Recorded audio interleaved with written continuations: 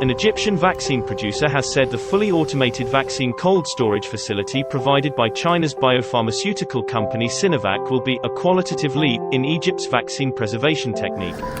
In an agreement signed in January, Sinovac will establish and equip a cooling facility at a new factory complex of Egypt's holding company for biological products and vaccines in 6th of October city of Giza province near Egypt's capital Cairo. المميزات طبعا للمجمع الجديد ان هو مجمع مميكن بالكامل ويتم ادارته بنظم حديثة خاصة بالتحكم الالكتروني لمجمع التبريد.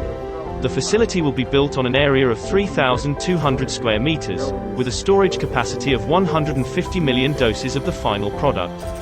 It is planned to be completed and ready for operation by June 2022. With its full automation and large capacity, the new cold storage facility will serve Vaxera's future plans to become a regional center for vaccine production, storage and export in Africa.